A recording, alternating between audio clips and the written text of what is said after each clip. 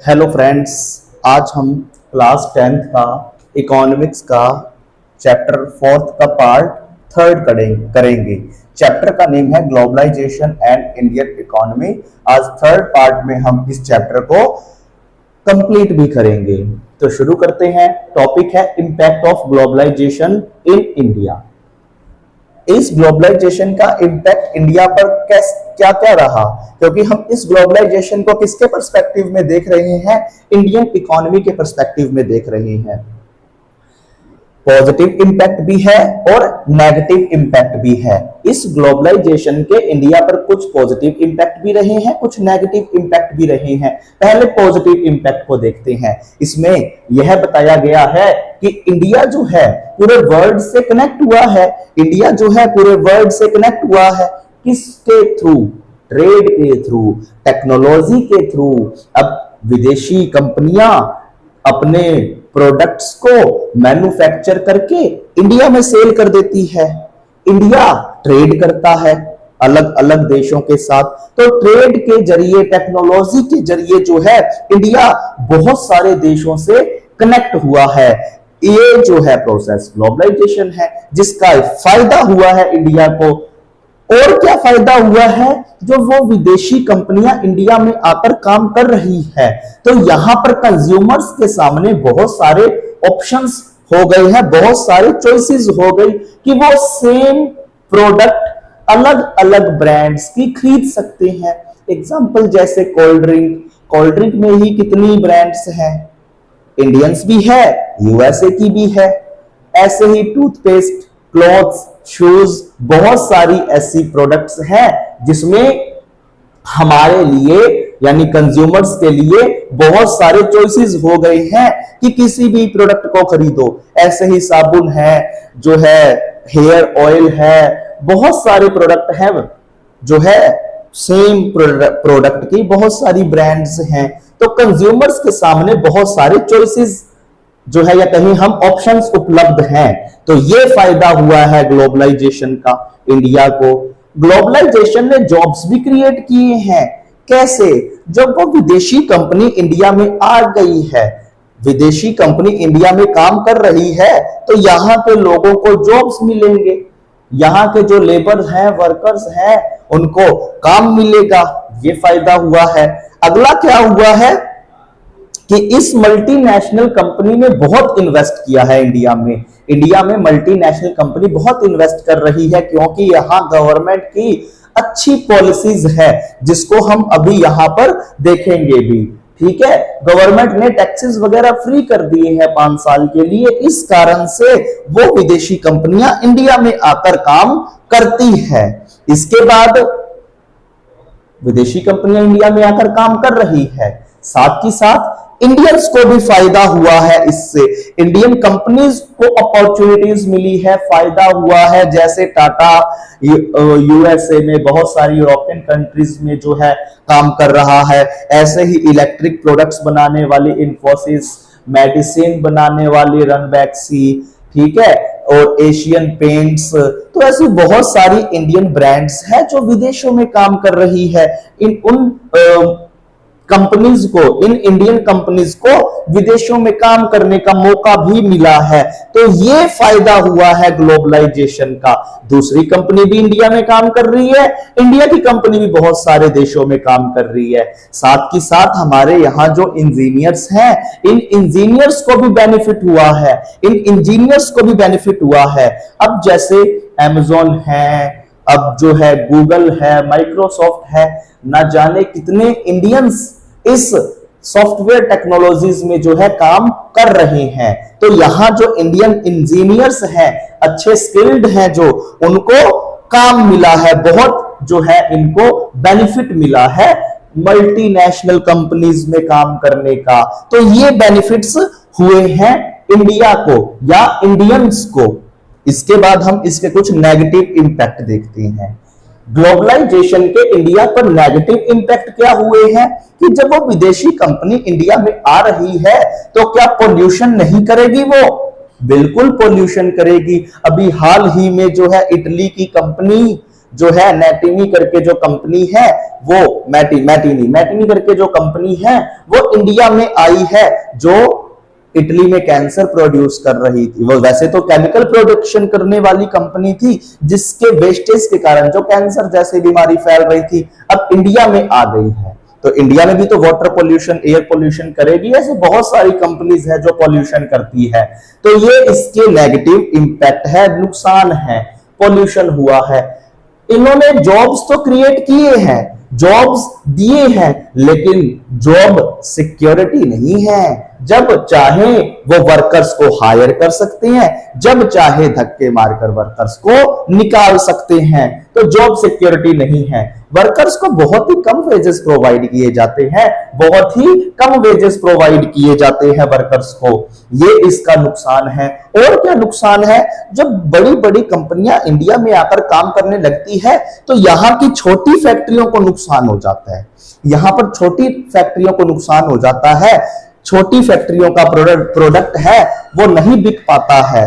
और जो बड़ी बड़ी कंपनीज है महंगी वस्तुएं बेच रही हैं, वो लगता है ये असली है, जेन्युइन है। ऐसे क्लॉथ्स में ही देख लेते हैं, शूज वगैरह जो है इसमें ही हम देख लेते हैं, जो ब्रांडेड है चीज वो हमें अच्छी लगती है, लोकल कंपनीज के जो प्रोडक्ट्स हैं वो अच्छे नहीं लगते हैं, जिस कारण से लोकल कंपनीज को नुकसान हुआ है। तो ये इधर नुकसान इंडिया को जो है क्या हुआ है ग्लोबलाइजेशन से, इस तरफ ग्लोबलाइजेशन के क्या फायदे हैं। इसके प्रॉपर नोट्स जो है वो टेलीग्राम से आप प्राप्त कर सकते हैं। इसके बाद हमने क्या देखा, अगला जो क्वेश्चन है, steps taken by Indian government to attract foreign trade. अब फॉरेन ट्रेड को अट्रैक्ट करने के लिए, फॉरेन ट्रेड को अट्रैक्ट करने के लिए इंडियन गवर्नमेंट ने क्या क्या स्टेप्स उठाए हैं, क्या क्या कदम उठाए हैं। सबसे पहले इंडिया ने स्पेशल इकोनॉमिक जोन डिजाइन कर दिया। अब बहुत सारी ऐसी जो है बड़ी बड़ी सिटीज है इंडिया में जहां ये स्पेशल इकोनॉमिक जोन, कैसा जोन है, इकोनॉमिक, यहां पर इकोनॉमिक एक्टिविटीज होगी, बड़ी बड़ी कंपनीज को बुलाया जाएगा, उनको फ्री में इलेक्ट्रिसिटीज, कैसी facilities, electricities, water, road transportation, सारी फैसिलिटीज उनको जो है प्रोवाइड की जाएगी, जो मल्टीनेशनल कंपनी है उनको।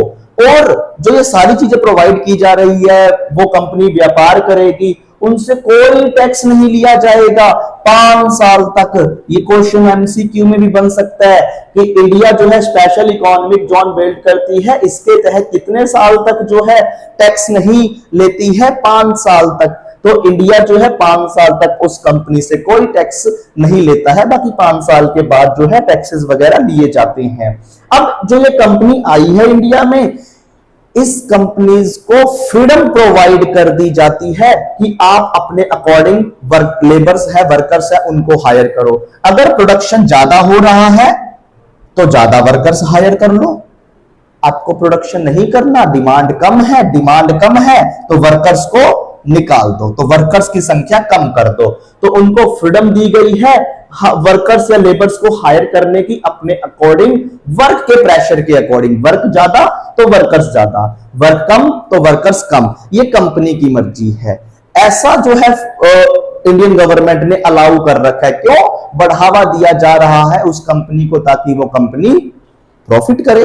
प्रॉफिट कम करेगी तभी तो यहां रहेगी, तभी तो 5 साल बाद जो है इंडियन गवर्नमेंट भी जो है बेनिफिट करेगी और जो है उससे मुनाफा कमाएगी टैक्स वगैरह लेकर 5 साल के बाद।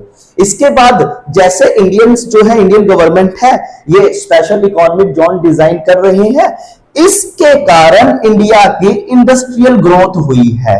यानी बहुत सारी इंडस्ट्रीज यहां सेटअप हो रही है, तो इंडस्ट्रीज ज्यादा सेटअप हो रही है तो इंडस्ट्रियल ग्रोथ हो रहा है, तो इंडियन गवर्नमेंट को फायदा हो रहा है इससे। और साथ ही साथ जो फॉरेन इन्वेस्टमेंट है, विदेशी लोगों का निवेश है, इन्वेस्टमेंट है, वो भी इंडिया में बढ़ा है। इंडस्ट्रीज ज्यादा सेटअप होगी, ज्यादा विदेशी लोग इंडिया में इन्वेस्ट करेंगे, तो सरकार को इससे फायदा ही होगा।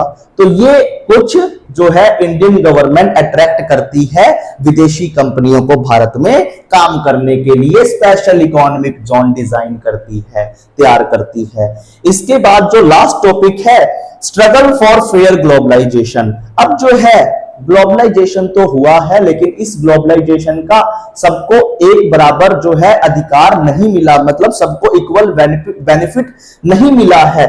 जो रिच लोग हैं, अमीर लोग हैं, अमीर लोगों को तो मुनाफा हुआ, बड़ी बड़ी ब्रांडेड कंपनियां आ रही है, अमीर लोग जो है वो बढ़िया पैसा कमाते हैं और वो महंगी वस्तुएं अफोर्ड कर सकते हैं। गरीब लोग इन चीजों को यूज नहीं कर पाते हैं। तो यानी सबको इक्वल जो है वो अधिक मतलब बेनिफिट नहीं पहुंचा है। इस ग्लोबलाइजेशन के कारण अनइक्वल बेनिफिट सबको पहुंचा है और कुछ नुकसान भी हुए हैं इससे। जैसे स्मॉल कंपनीज है या जो लोकल इंडस्ट्रीज या कंपनीज है, इनको नुकसान हुआ है क्योंकि मल्टीनेशनल कंपनी जो है बहुत बढ़ चढ़कर काम कर रही है, उसका डोमिनेट कर रही है उस कंट्री में, तो वहां की लोकल कंपनीज को नुकसान हो रहा है। इस कारण से फेयर ग्लोबलाइजेशन ये नहीं है। अब जो है WTO है, उसमें अनफेयर तरीके से रूल्स भी बना रखे हैं, उनके रूल्स भी सही तरीके से काम नहीं करते, जिसका गलत प्रभाव ग्लोबलाइजेशन पर पड़ रहा है। जैसे अगर कोई डेवलपिंग कंट्रीज जो है वो किसी दूसरे देश से व्यापार कर रही है या जो उन पर टैरिफ बढ़ा रही है, यानी इंटरनेशनल जो ट्रेड पर टैक्स बढ़ा रही है, अगर डेवलपिंग कंट्रीज ऐसा करे तो WTO एक्शन ले लेता है, इंस्टेंट एक्शन ले लेता है। अगर डेवलप्ड कंट्रीज किसी पुअर कंट्री या डेवलपिंग कंट्रीज का एक्सप्लॉयटेशन कर रही है, तब ये WTO एक्शन नहीं लेता। जैसे हाल ही में हमने देखा कि USA ने इंडिया पर 50% और उसके बाद 100% टैरिफ लगा दिया। 100 का 100% डबल महंगी वस्तुएं बेचेगा USA। लेकिन अब इस WTO की आवाज नहीं निकली कि क्यों इंडिया को एक्सप्लॉइट कर रहे हो, क्योंकि इस WTO में या जो इस सबसे इन सब की जो मेन ब्रांच है UNO, सबसे ज्यादा इन्वेस्टमेंट ही कौन करता है USA। 24 to 25% जो सिर्फ और सिर्फ USA का इन्वेस्टमेंट है।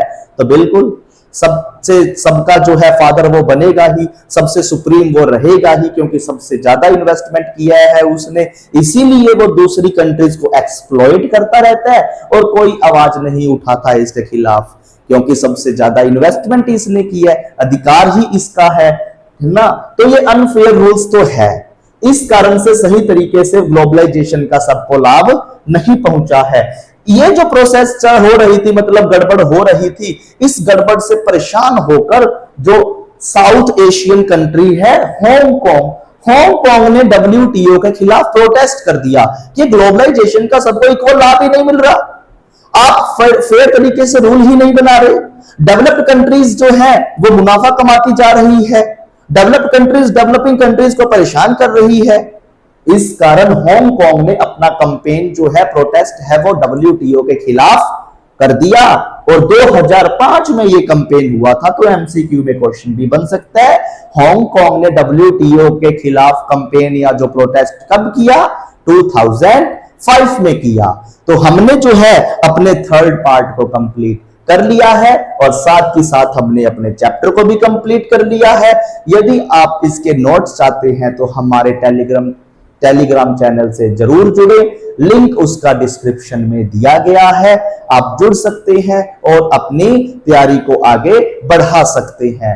यदि आपको हमारा प्रयास, हमारा चैनल अच्छा लग रहा हो तो चैनल को जरूर सब्सक्राइब करें, अपने फ्रेंड्स के साथ वीडियो को जरूर शेयर करें। Thank you.